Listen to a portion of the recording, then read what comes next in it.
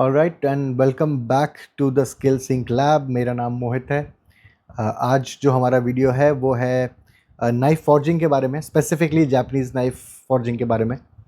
और इस वीडियो के थ्रू हम आपको थोड़ी इन्फॉर्मेशन देंगे how Japanese knives are forged, क्योंकि ये वीडियो अगर आपने समझ लिया तो आपकी काफ़ी हेल्प होगी to ask the right questions जब आप नाइफ़ खरीदने जाएं। तो बिना किसी वेट के शुरू करते हैं। तो मेरे पास एक स्लाइड है आपके लिए जिसमें मैंने डायग्राम्स और फ्लो चार्ट्स के मेथड से आपको समझाने की कोशिश की है। सो हम शुरू से शुरू करते हैं। आपके स्क्रीन पे जो अभी नाइफ है ये एक यानागिवा है, which is primarily used to cut through sashimi, है ना। तो हम सबसे लेफ्ट से शुरू करेंगे। ये डायग्राम है बस स्पेसिफिकली आपको नाइफ के पार्ट समझाने के लिए। There is nakago which is the bottom most part of the metal. ये वुड वाला पार्ट नहीं, ये मेटल वाला पार्ट है जो इस नाइफ से यहाँ से पूरा कनेक्टेड है। आई एम श्योर आप इसको देख पा रहे होंगे। तो ये जो नाइफ बनाया जाता है उसको इंसर्ट भी किया जाता है इस वुडन हैंडल में, सो दैट ये स्ट्रांगली होल्ड करे और आपको एक एक सपोर्ट मिले, है ना। अगर ये शेक करेगा अंदर जाके तो फिर आई एम श्योर किसी को भी नाइफ यूज़ करने में प्रॉब्लम आएगी। ओके, सो नाकागो वो उस मेटल का पार्ट है। थोड़ा और ऊपर की तरफ बढ़ते हैं तो you have kuchiwa which is the collar ring. ये कई कई सारे मटेरियल से बना होता है, different different, out of which buffalo या काउ के हॉर्न का material is also one of them. अब आते हैं नाइफ के ब्लेड पे। तो आपको ये बेसिकली मैं इसलिए समझा रहा हूँ कि आपको एक बेसिक स्ट्रक्चर का आइडिया हो जाए, है ना। अगर आप इसे पॉज करके नोट्स बनाना चाहें तो भी आप इसे यूज़ कर सकते हैं इस डायग्राम को to understand it better. Okay, now knife के एग्जैक्ट सेंटर में एक शिनोगी लाइन होगी। इसको शिनोगी लाइन बोला जाता है, जैसा यहाँ पे लिखा है। उसके ऊपर वाले पार्ट पे आपको उसका स्पाइन मिलेगा जिसको मीने बोलते हैं। द होल कटिंग एज ऊपर से नीचे तक is called kireha. The base part closer to the handle इसको हामोतो बोलते हैं। जो टिप की तरफ है वो हसाकी है। Okay, and the point is kissaki. तो kissaki, हसाकी, हामोतो and entire thing is called kireha. So this is the part that you are always going to use. तो चलते हैं अपने नेक्स्ट डायग्राम की तरफ। क्योंकि हम जापानीज़ नाइफ के बारे में बात कर रहे हैं इस वीडियो में, हम एक नज़र थोड़ा सा आई वुड से वेस्टर्न नाइफ की तरफ भी डाल लेते हैं। डिपेंड कर सकता है कि ये वेस्टर्न नाइफ ज़रूरी नहीं है कि वेस्ट में ही बना हो। There is a high chance it could be made in Japan also, but उसका स्ट्रक्चर बहुत कॉमन रहेगा। तो again kissaki will be the tip point, है ना। Mune will be the spine and the belly is called sori. Ago is the heel, there are rivets and then there is a handle butt. Interesting part ये है कि ये पूरा जो metal है ये यहाँ तक है, जिससे नाइफ के हैंडल में होल्ड बनाने को ईजी होता है। ये पूरा मेटल अगर आप देख पाएँ तो फ्रॉम लेफ़्ट टू राइट ये पूरा एक मेटल है। ऑब्वियसली इससे नाइफ भी बना है। सो आगे बढ़ते हैं। खैर ये हमारा पॉइंट ऑफ डिस्कशन नहीं है। नाउ हम बात करते हैं कुछ टेक्निकल टर्म्स के बारे में। सॉरी, क्योंकि हम जब आगे बढ़ के सारी चीज़ों को एक्सप्लेन करेंगे तो ये सारे टर्म्स आपके पास आने वाले हैं। तो to start with point number 1 is cladding. Cladding अगर हम समझे तो एक कुछ नहीं है, एक के ऊपर एक अलग अलग टाइप के मेटल्स को रखना और उसको प्रेस करना is cladding. It's not too difficult. Second part is called etching. Etching और क्वेंचिंग दो अलग अलग चीज़ें हैं। क्वेंचिंग यहाँ लिखा हुआ है, आप देख सकते हैं। तो एचिंग के केस में होता क्या है कि जब गर्म मेटल को ठंडा किया जाता है तभी ठंडा करने के लिए एसिड यूज़ करेंगे, और क्वेंचिंग के पार्ट में you can just use water और ऑयल, वो आगे वाले पार्ट में हम डिस्कस करेंगे. Then fluxing. आप किसी भी वीडियो में या फिर आने वाले डायग्राम्स में देखेंगे कि काफ़ी सारा पाउडर यूज़ किया जाएगा क्लैडिंग के दौरान, है ना. तो वो फ्लक्स होगा जो कि प्राइमरीली बोरेक्स है. सो होता क्या है कि ये ज़्यादा बेटर क्वालिटी ऑफ वेल्डिंग में हेल्प करता है बिना ऑक्सीडाइजेशन के. Okay, so clay tempering. Okay, now this is interesting कि अगर मैं आपको दिखा देता हूँ ये कि क्ले टेम्परिंग से मेरा क्या मतलब है. सो आप देख सकते हैं कि ये एक डिज़ाइन जैसी बनाई जा रही है. इस चीज़ का जो सोल पर्पस है वो सिर्फ और सिर्फ डिज़ाइन जैसा नहीं है, क्योंकि ये पूरा नाइफ एक पर्टिकुलर हीट पे फॉर्ज किया जाएगा. तो उसके केस में सबसे ज़रूरी चीज़ है कि जो उसका स्पाइन है और जो उसका एज है, जो कि आप देख सकते हैं, ये पार्ट उसका स्पाइन बनेगा, ये पार्ट उसका एज बनेगा.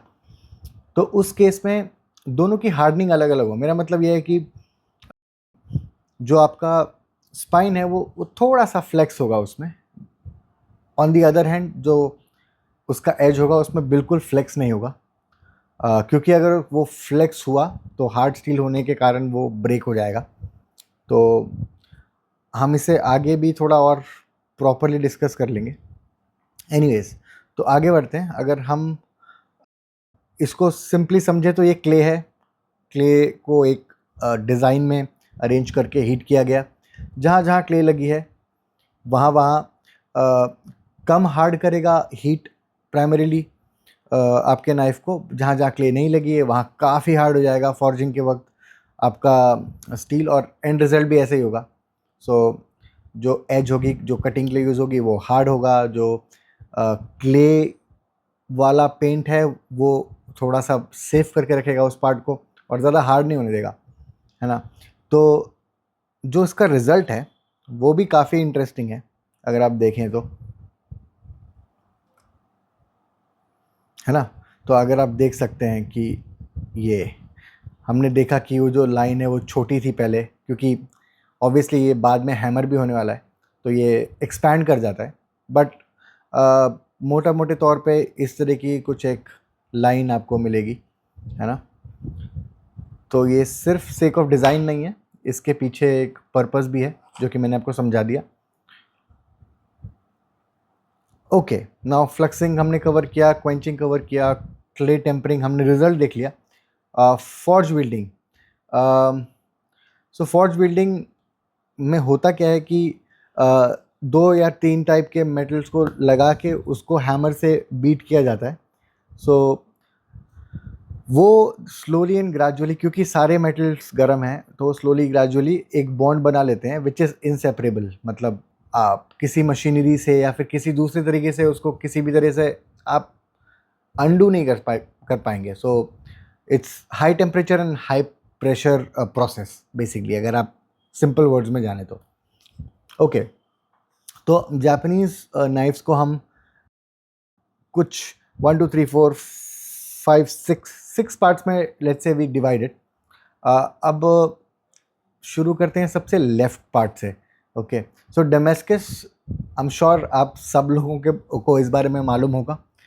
नहीं मालूम है तो हम ऑब्वियसली आगे डिस्कस करेंगे. But Damascus is one of the best looking knife that you can find all around. उसके पीछे काफ़ी एक लंबा प्रोसेस है, और ये भी ज़रूरी है कि हम इस प्रोसेस को इन डेप्थ समझेंगे. तो ये प्रोसेस थोड़ा कॉम्प्लिकेटेड है, but we'll try to explain it to you in a way where everybody could understand. ठीक है, अगला जो नाइफ का स्टाइल है जो आप यहाँ देख सकते हैं, इसको होनियाकी बोलते हैं या मोनो स्टील. ये नाइफ्स काफ़ी एक्सपेंसिव होते हैं क्योंकि ये ऑल ओवर एक सिंगल टाइप के स्टील से बने हुए होते हैं. तो आप सभी के क्वेश्चंस ये भी हो सकते हैं कि यार नाइफ तो नॉर्मली एक ही स्टील से बना होता है, but Japanese knife making comes with a little bit of complication, जहाँ पे अभी हम धीरे धीरे समझेंगे कि क्यों 2 या 3 टाइप के मेटल्स को मिलाया जाता है ना। तो शुरू करने के लिए honyaki is one of the most premium styles of making knives, क्योंकि वो जो मेटल है वो सिर्फ एक टाइप का मेटल है ना। और जब आप एक ही टाइप का मेटल यूज़ करेंगे जो आपका स्पाइन और आपका कटिंग एज बनाएगा, तो ऑब्वियसली वो एक्सपेंसिव होगा, क्योंकि थ्रू एंड थ्रू वो पूरी body of the knife will be expensive.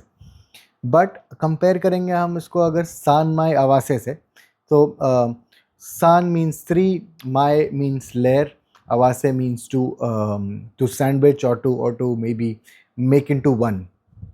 So sanmai awase के केस में अगर आप ध्यान देंगे इस डायग्राम पे, तो there is this hard steel in the middle और सॉफ्ट स्टील उसके ऊपर या नीचे या लेफ्ट और राइट, जैसा कि आप इस डायग्राम में देख सकते हैं। तो ये 3 different type of billet use करते हैं। ये एक्सप्लेनेशन आगे है, मैंने कुछ पिक्चर्स प्रिपेयर कर रखी हैं to explain it to you better, है ना। तो अभी तक के लिए इतना समझ लीजिए कि वो जो सेंटर पार्ट है that's going to be the edge, जो कि आप यहाँ देख पाएंगे, है ना। And around it is a softer steel, है ना। This comes in a little cheaper, ये थोड़ा सस्ता होगा ऑब्वियसली, है ना, क्योंकि हम बहुत सारा हार्ड स्टील यूज़ नहीं कर रहे हैं, प्रॉबेबली 1/4 द अमाउंट ऑफ होन्याकी, तो ये थोड़ा सस्ता होगा। बट ये प्रोसेस समझना ज़रूरी है, so that you can get to know कि भाई जो आप नाइफ खरीद रहे हो वो होन्याकी है कि सानमाई आवासे है। You want to make sure that आप महंगे में एक सानमाई आवासे ना खरीद लाओ, जहाँ जबकि आप एक दूसरे ब्रांड से लेट से एक होन्याकी खरीद पाते हैं उसी सेम प्राइस पे, बिकॉज प्रोसेस के अलावा ब्रांड वैल्यू भी है। But if you are smart enough and if you have this particular knowledge, you can ask questions and probably buy the right knife for the right price. Not necessarily you always have to go for a better brand. You can stick to a better steel making, a better quality steel, and still be very happy, because at the end of the day, knife is going to be used every day. It's a piece of metal, and it always matters how it was made. And चलिए आगे बढ़ते हैं। तो ये वारीकोमी आवासे, now ये काफ़ी interesting style है knife बनाने का। जस्ट टू टेल यू कि ये जो बीच में एक छोटा सा स्लैब है, जो कि सॉरी, ये जो स्लैब है जो कि पूरे एंड तक नहीं है, जस्ट हाफ वे थ्रू है, इसका प्रोसेस बहुत इंटरेस्टिंग है। इसको किया क्यों जाता है, अगर हम बेसलाइन समझें इसकी, तो कभी कभी हम पाउडर्ड मेटलर्जी यूज़ करते हैं। मेरा मतलब है कि मेटल का powder form which is going to be a very good quality, ZTP जैसे स्टील्स होंगे। तो नाइफ के बीच में आई मीन मेटल के बीच में एक इंसिजन बनाते हैं, then they put high quality metal powder in it and then they hammer. तो ये ऑब्वियसली ये मतलब मैं अभी सिर्फ आपको एक समरी दे रहा हूँ, आगे आने वाले इसी वीडियो में आपको इसका एक्सप्लेनेशन भी मिलेगा। तो अभी तक इसको इतना ही समझते हैं। तो आप इसको 1 2 3 4 ये डबल बेवल नाइफ हैं, ये वेस्टर्न स्टाइल के भी हो सकते हैं। आप आई एम श्योर इंटरनेट पे देखते होंगे, और आप कुछ लोग तो ओन भी करते होंगे काफ़ी कॉम्प्लिकेटेड काइंड ऑफ नाइफ्स। तो सिंगल बेवल की तरफ चलते हैं। तो these are like I would say authentic sort of style of making Japanese knife. इसमें 2 टाइप हैं, जिसमें कासुमी याकी है, दिस इज नीमाई। जैसे हमने बात की कि डबल बेवल में 2 टाइप के स्टील मिलाने का एक पर्पस है, यहाँ पे भी है कासुमी नीमाई। तो you will always see as a description of knives की ये हॉन कासुमी है, ये हॉन याकी है, ये मीजू हॉन याकी है ना। तो ये जो टर्म है इसको मैं क्लियर कर देता हूँ। Kasumi means to have 2 different types of metal, जिसमें जो जो उसका कटिंग एज बनेगा that is going to be hard steel, जो डार्क ग्रे पार्ट आप देख सकते हैं, और जो लाइटर कलर है वो उसकी बॉडी बनेगा, उसको होल्ड करके रखेगा, है ना। लेकिन अगर होन्याकी का केस हम देखें तो it is again one single whole metal, है ना, तो जो जो कि एक्सपेंसिव होने वाला है। राइट, तो हम अब अपनी अगली स्लाइड पे चलते हैं। हाँ, okay, so this is nothing but the explanation. Honyaki, kasumi, sanmai, sumi nagashi, sorry, Damascus को सुमी नगाशी बोलते हैं। Okay, sumi means ink and nagashi means flow, so it looks like ink is flowing. Okay, then varikomi हमने समझ लिया, halfway through एक cut लगा के उसमें पाउडर्ड स्टील या फिर हार्ड स्टील पुश किया जाता है। And monosteel, monostil is made from one single sheet. This is also the fastest and the cheapest method to make a knife, है ना। ये सबसे आखिरी में डिस्कस करेंगे, it's not that important as well, because ये these are for industrial level knife making, you know, big बड़ा sheet जो एक स्टैंडर्ड सॉर्ट ऑफ मेटल से बना होगा, आप उसमें एक स्टेंसिल होगा नाइफ का, और वो सिर्फ कट करता चला जाएगा एक मशीन उसको, and then you have knives ready. There is no layering, there is no folding, you know, so it's not that interesting. Very basic, very factory like, unlike बाकी जो चीज़ें हैं होन्याकी, नीमाई, ये सब आर्टिजनल है। तो आई थिंक मेरे हिसाब से इनको समझना ज़रूरी है। ऑलराइट, सो अब हम बात कर रहे हैं होन्याकी के बारे में, ठीक है। तो जो होन्याकी है उसमें step number 1, forging a blank high carbon steel hammered into a shape. Okay, clay coating as we discussed as a second step, जो दूसरी स्टेप है वो क्ले कोटिंग है। अब जो हम क्ले कोटिंग बोल रहे हैं वो अगेन इस तरीके का एक स्ट्रक्चर बनाती है, क्योंकि ये मेटल एक ही है। There is only one way you can differentiate between कि वो एक पार्ट हार्ड होगा, एक पार्ट सॉफ्ट होगा, थोड़ा सा बेंड मिलेगा, तो you can only put clay, क्योंकि दूसरे कोई मेटल नहीं है ना। And that's the only way कि आप डिफरेंशिएट करो एक कटिंग एज और उसके स्पाइन में, है ना। तो इसमें कोई ज़्यादा कॉम्प्लिकेटेड चीज़ नहीं है, आई एम श्योर। ऑल्सो जो क्ले की लेयरिंग होती है, जैसे आप देख सकते हो, ये एक हार्मोन लाइन बनाती है। ये सिर्फ अगेन ये लाइन कोई डिज़ाइन एस्थेटिक के बारे में ही नहीं है, इसके अलावा इसका और भी पर्पज़ है। ये क्ले कम या ज़्यादा, पतला लेयर या मोटा लेयर लगाने की वजह से है, जो स्टील की हार्डनेस भी डिफाइन करती है apparently. So okay, so this is quite basic, कुछ नहीं है। This is forging, wielding, and then quenching in water. You know, nothing crazy about it. But इसमें एक चीज़ है जो मैंने यहाँ पे I'm sure लिखी नहीं है, बट अब जैसे ये क्वेंचिंग है, okay, this is quite interesting, मुझे याद आ गया तो मैं सोचा मैं आपको बता देता हूँ। अब ये जो क्वेंचिंग है, ये होन्याकी के केस में ना, जब आप थोड़ी और इन डेप्थ समझने का ट्राई करोगे तो यू विल फाइंड कि किसी किसी नाइफ के डिस्क्रिप्शन में लिखा है मिज़ू होन्याकी या अबुरा होन्याकी। तो जैसे क्वेंचिंग मैंने बताया वाटर में होती है, वैसे ही ऑयल में भी होती है। तो जब होन्याकी को पानी में क्वेंच किया जाता है तो बहुत सारे चांसेस होते हैं कि वो ना बीच से टूट जाए। उसके रीज़न बहुत सारे होते हैं, जैसे अनइवन हैमरिंग हो गई, है ना, कहीं से नाइफ पतला रह गया, तो जैसे ही वो शॉक में जाता है ठंडा होने के लिए, तो there is a high chance, at times that chances are like 50-50 कि वो टूट जाए बीच से, है ना। तो पूरी मेहनत ख़राब हो जाती है। इसीलिए हमेशा मिज़ू होन्याकी के नाइफ महंगे होंगे 100%।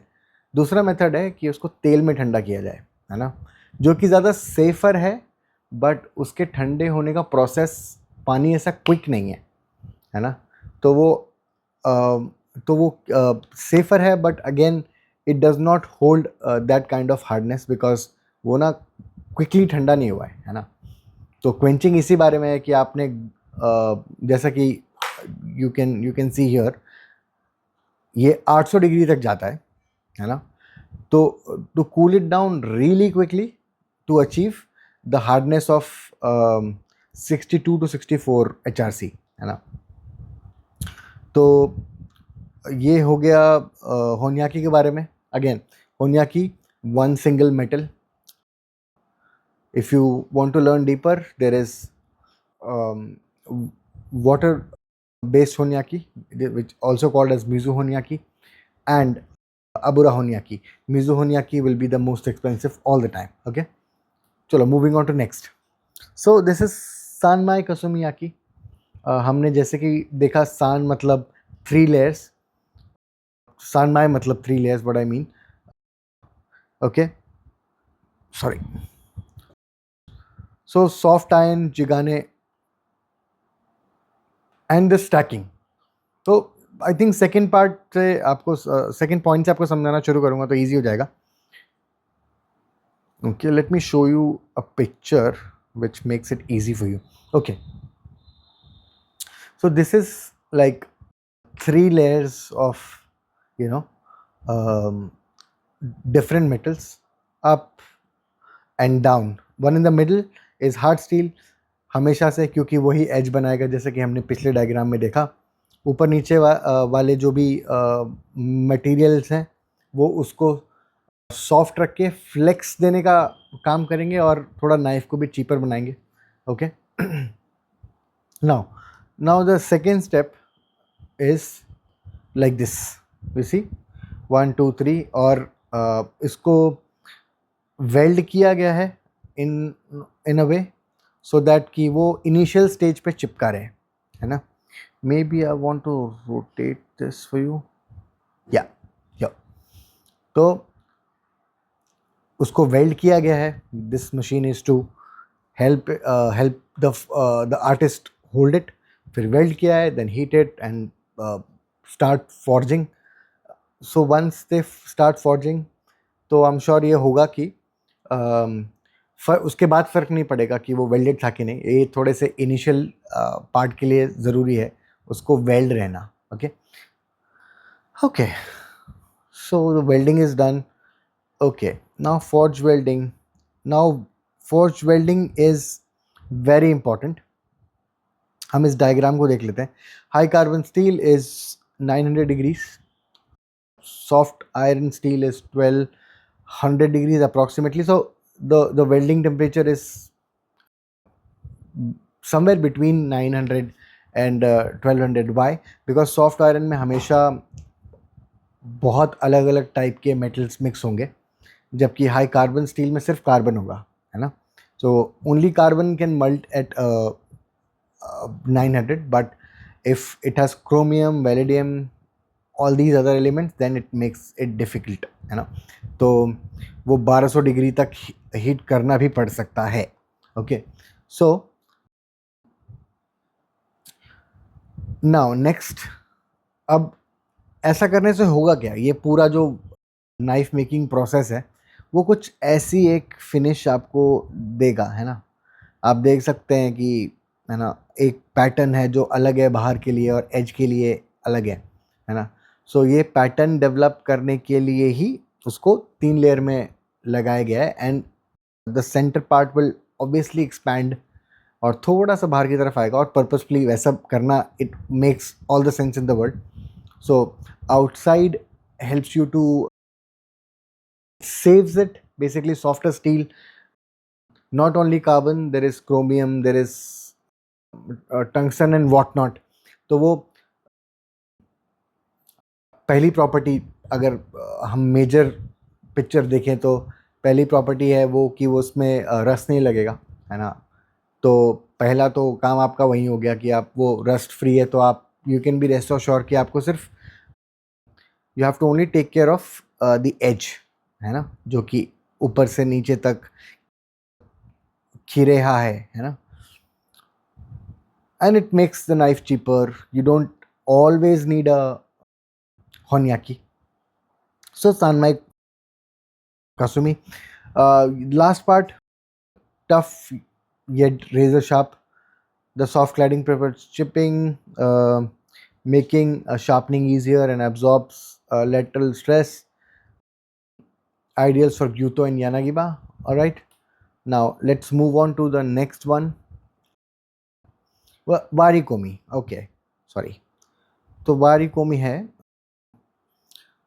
Heat and split the iron billet. Okay, देख लेते हैं ये as a image. Okay, so जैसा कि ये एक पर्टिकुलर सॉफ्ट स्टील था, उसको हैमर कर करके पहले तो हीट किया, फिर सेंटर से भी हैमर किया, तो उसके बीच में एक बुक जैसा एक गैप बन गया. नाउ नेक्स्ट होता क्या है कि हार्ड स्टील को एक as a billet and insert कर देते हैं, कुछ ऐसा है ना. तो इसको इसमें इंसर्ट करने के बाद नाइफ की फॉर्जिंग शुरू करते हैं. तो अब ये करता क्या है कि जो हार्ड स्टील है वो ना end of the knife, spine of the knife इस केस में तक फैला हुआ नहीं होता, तो काफ़ी फ्लेक्सिबिलिटी रहती है उसके स्पाइन में, है ना. तो प्रोसेस ऑलमोस्ट सेम है, बट एप्लीकेशन इज नाकिरी और वेजिटेबल नाइफ के लिए यूज़ होता है, so that there is a flexibility. आपको वेजिटेबल नाइफ के टाइम पे हमेशा फ्लेक्सिबिलिटी चाहिए होगी, you know, because you are not going through fish bones and all. Fine vegetables काटने के लिए if your knife is a little flexible, then it's easy, you know, to go through all the cutting sequences, no matter what kind of cutting you're doing. Okay, तो नीमाई पे आते हैं. तो नीमाई जैसा कि हमने डिस्कस किया था is a single bevel style of knife making. This is also called kasumi. Okay, alright. तो एक और रेफरेंस इमेज यहाँ पे, honyaki kasumi. Kasumi is again always nimai, जो हम भी इस वक्त पढ़ रहे हैं. there's a harder steel which is the cutting edge, there is a softer steel which is the rest of the body. ठीक है, तो ये सिर्फ किया जाता है to make sure that you have a bendable knife, you have a cheaper knife, you know, you don't have to buy Honyaki all the time, you know. If your budget is not extremely high, you can still buy a Kasumi and be happy, you know. तो okay, so why does it matter, no. हाँ, उसके पहले एक point है जो कि important है. Sorry, ये वाला ना, ये वाला, या ये वाला है ना, कि एक थोड़ा सा कॉनकेव बेंड है ना. ये बेंड जो है उसको उरस्की बोलते हैं, क्योंकि जब हम इस किसी टाइप का नाइफ यूज़ करेंगे तो वो अगर स्ट्रेट रहा तो किसी भी टाइप के वेजिटेबल्स या फिर फिश के स्किन उसमें चिपक सकते हैं और उसमें वैक्यूम क्रिएट नहीं होगा और बहुत डिफ़िकल्ट होगा. आपने एक्सपीरियंस किया होगा, if you are chopping something with a flat knife, तो आपका काटा हुआ प्याज या गाजर स्टार्ट्स फ्लाइंग, है ना. वो नहीं होगा इस केस में, क्योंकि वो एक वैक्यूम ना बनने के लिए एक कॉनकेव एज है ना.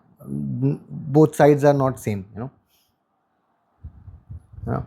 तो ये यहाँ पे जो एज है, यहाँ पे हमेशा वेजिटेबल जो है वो सीधी रहेगी, एक छोटी सी एयर पॉकेट हमेशा रहेगी, वैक्यूम नहीं बनेगी, और it basically it's much easier to use. ठीक है, लास्ट पॉइंट हमें ये बताता है कि food releases instantly from the concave face, preventing sticking on the sticky fish skin, raw tuna, root vegetables. Okay, so ये fundamentally this is nimai. Okay, now थोड़ा सा और इन डेप्थ देख लेते हैं नीमाई के स्ट्रक्चर को. सो उराओशी उरासुकी इट्स द बैक साइड, जो कि थोड़ा सा कॉनकेव शेप में होता है। कॉनकेव शेप के साथ में लगा हुआ है द हार्ड स्टील और हगाने। जिगाने इज द बॉडी। आप अगर राइट हैंडेड हैं तो आपका जो ब्रांड नेम होगा नाइफ का वो हमेशा इसी साइड में लिखा मिलेगा, है ना। Now again there is a shinogi line and soft steel is on top. Jigane यहाँ कहीं ब्रांडिंग होगी, सो you'll always see softer steel having the writing on it, and Hagane is the cutting edge, so it will always be. So this important term, obviously आप सबको पता है कि जो एक छोटा एज है जो कि ये यहाँ से पूरा आपके कटिंग एज को बनाता है, उस केस में जो जो टर्म है उसको कोबा बोला जाता है। जब हम आगे आने वाले नाइफ शार्पनिंग वीडियोस में बात करेंगे ना, तब हम ज़रूर डिस्कस करेंगे कि कोबा क्या है and why is it important. Okay, now Damascus knives. Okay, तो डेमेस्कस नाइफ के लिए let me show you a few images. So पहले इसको पढ़ लेते हैं, तो which is like layering and stacking. So you will see कि there's a layer of hard steel, soft steel, and then not just one, it can be like 4, 5, 6, 7 layers, and बहुत artistic type का steel making है। This steel is called woods। Fun fact, ये जो डेमेस्कस के लिए जो steel है वो back in history it used to go from India. This used to be a lost art until unless I think it's 1970s जब उसको वापस से रिवाइव किया गया, है ना, थ्रू बुक्स और through forages. So what you see now is more likely a lost art which was discovered again, you know, just like a living fossil. Alright, तो हम कुछ इमेजेस देखते हैं। आई एम श्योर उसमें ज़्यादा समझ में आएगा हमको। Okay, let's see where am I going. Alright, so we had to go through a lot of data as you can see, you know. Alright, so now कुछ ओके।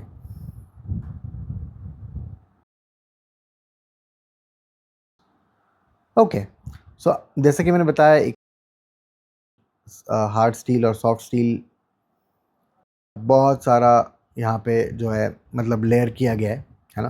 अब उसका होता क्या है, they would heat it, you know, तो वो पूरा गर्म हो जाएगा। उसके बाद दिस इज़ द फ्लक्स, ये है बोरेक्स जो हमने डिस्कस किया था स्टार्टिंग में। ये ऑक्सीडेशन से बचाता है ना। फिर इसको हैमर किया जाएगा। एक हमने देख लिया कि इसकी लेयरिंग कैसे होगी, then it will be bent, है ना, बुक की तरह कुछ फोल्ड किया जाएगा इसको ऐसा, है ना, और वो 3 लेयर में डिवाइड हो जाएगा, है ना। Now you can imagine, let's say इसमें 8 लेयर थी, नाउ देर आर 3 times 8, तो there are like 24 layers now, ठीक है। फिर एक और बार फोल्ड किया जाएगा उसको करके, फॉर्ज करके। ओके, बट या सो ये एक और इंटरेस्टिंग चीज़ है जो होती है, मतलब डेमेस्कस नाइफ में, है ना। कुछ कुछ पैटर्न्स के लिए वो लोग फाइनल स्टेज के पहले दोनों साइड से अपने ब्लेड को पकड़, या फिर अभी तो मेटल एक है, मेटल को पकड़ के जो कि गर्म है और ट्विस्ट कर देते हैं, है ना। तो एक अलग टाइप का पैटर्न निकल के आता है जो कि ये है, जैसा कि आप देख सकते हैं ना।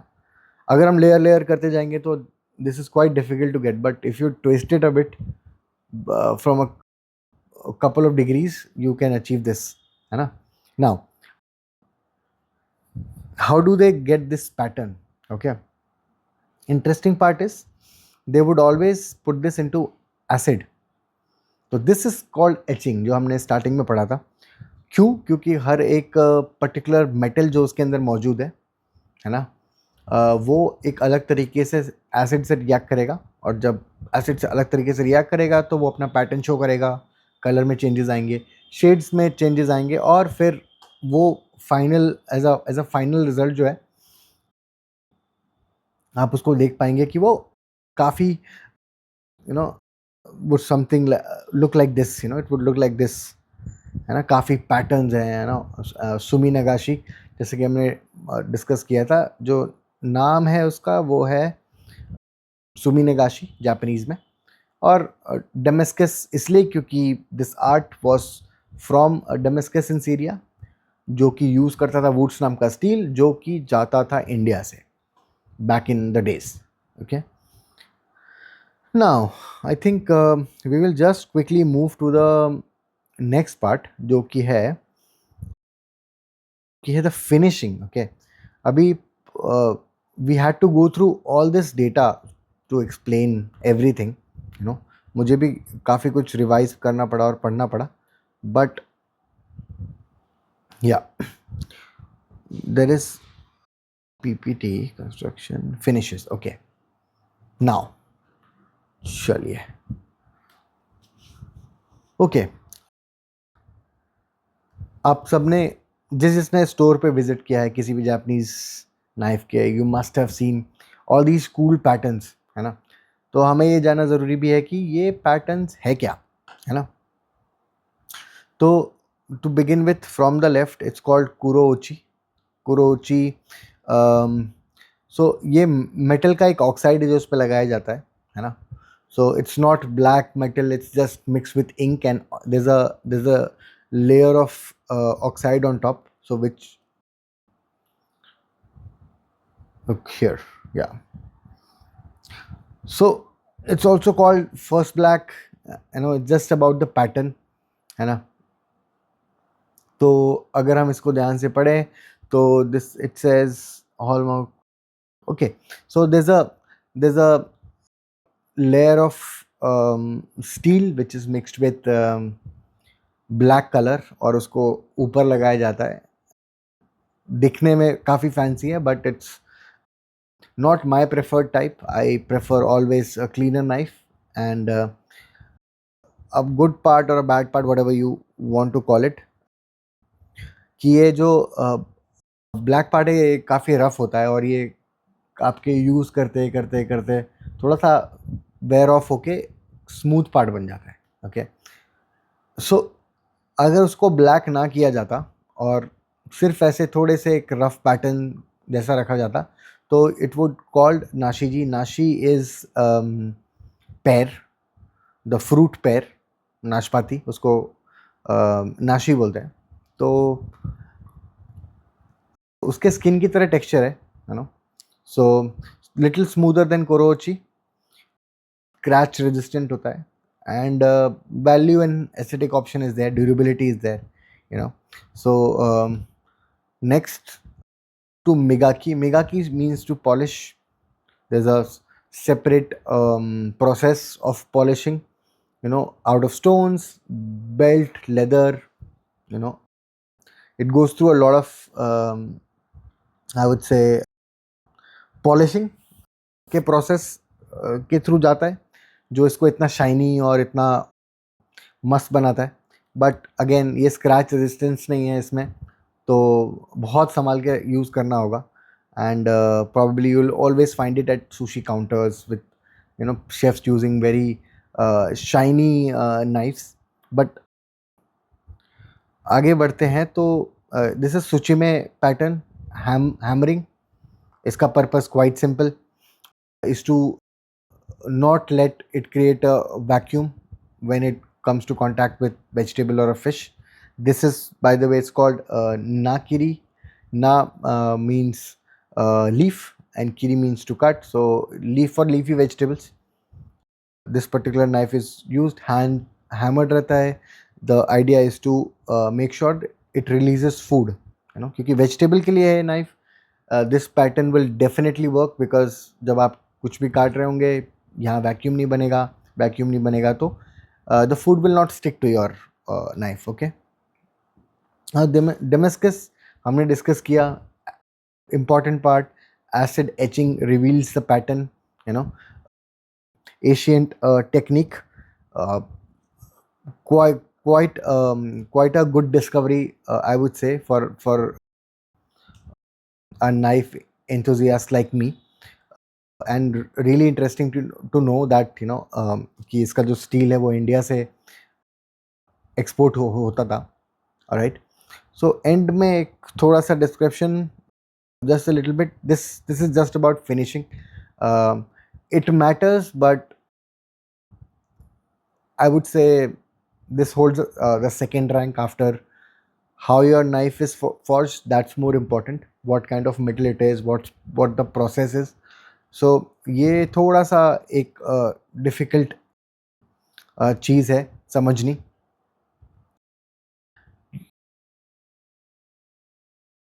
But just to understand, Kurochi is like rough, Nashiji is light texture, Migaki is smooth, Tsuchime is dimpled, patterned. If you talk about the most expensive part, this is most expensive part. Simple in this one, but just for your reference, you can pause the video, read it. Thank you so much for watching this video till end, and we'll see you in the next video. For more such videos, please like, subscribe. Thank you.